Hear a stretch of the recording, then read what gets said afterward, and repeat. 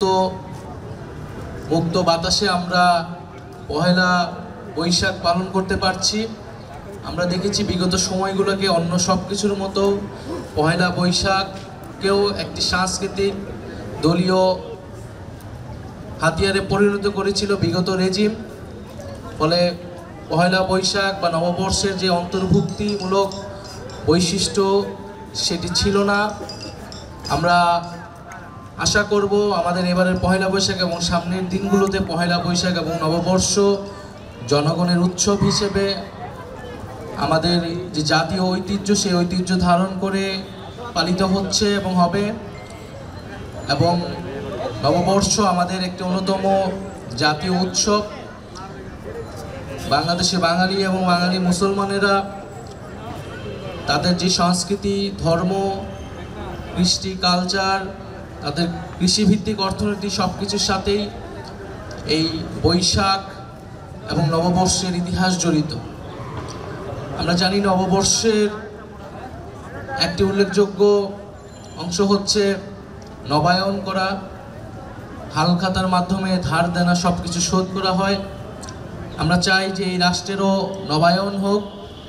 জুলাই গণঅভ্যুত্থানের মধ্য দিয়ে সেই নবায়নের সূচনা হয়েছে এবং এই জুলাই বিপ্লব আমাদেরকে নতুন রাষ্ট্রের, নতুন বাংলাদেশের আকাঙ্ক্ষা আমাদের ভিতরে তৈরি করেছে।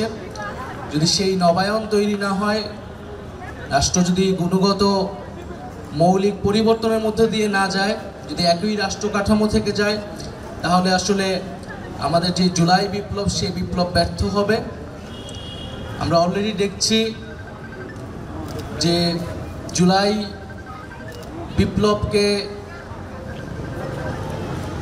বিপ্লবের আকাঙ্ক্ষাকে আমাদের যেই ফ্যাসিবাদ বিরোধী শক্তি সমূহ ছিল তারা এখন সমভাবে ধারণ করছে না। আমরা খুব স্পষ্টভাবেই সেই আন্দোলনের সময়গুলোতেও বলেছিলাম যে আমাদের ঘোষণাটা ছিল ফ্যাসিবাদের বিলোপ এবং একটি নতুন রাজনৈতিক বন্দোবস্তের প্রতিষ্ঠা।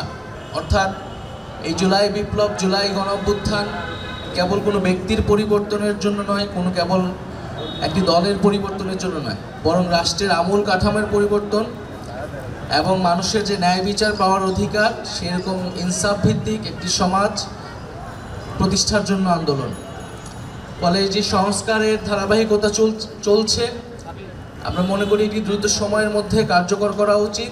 জাতীয় নাগরিক পার্টি তার জায়গা থেকে বিচার, সংস্কার এবং গণপরিষদ নির্বাচনের এজেন্ডা সামনে নিয়ে এগোচ্ছে এবং দ্রুত সময়ের মধ্যেই আসলে আমরা এই বিচার এবং সংস্কার কার্যক্রম দেখতে চাই। আমরা বিচার এবং সংস্কারের রোডম্যাপ চেয়েছি সরকারের কাছে। বিচার সংস্কারের মধ্য দিয়েই আমরা গণপরিষদ এবং আইনসভার নির্বাচন দিকে এগোতে চাই। ফলে আমরা মনে করি এই কার্যক্রমের মধ্য দিয়ে আমাদের জাতিগত নবায়ন সম্ভব, সেই নবায়নের ভিত্তিপ্রস্তর স্থাপন করা সম্ভব। আমাদের আজকের পহেলা বৈশাখ বা নববর্ষের দিনটিতে এটাই আমাদের প্রত্যাশা থাকুক যে ফ্যাসিবাদের বিলোপে আমাদের রাষ্ট্র সংস্কারের কার্যক্রম চলমান থাকবে এবং আমাদের জুলাই বিপ্লবে যে ঐক্যের জায়গাতে আমরা এসেছিলাম সেই ঐক্যের ভিত্তিতে আমাদের হাজারো শহীদের শাহাদাতের বিনিময়ে আমরা যে নতুন বাংলাদেশ গড়ে তুলছি, সেই বাংলাদেশ ভবিষ্যৎ প্রজন্মের জন্য একটি সুন্দর ভবিষ্যৎ তৈরি করবে, এটি আমাদের প্রত্যাশা। আজকে এই শুভ নববর্ষের দিনে, পহেলা বৈশাখের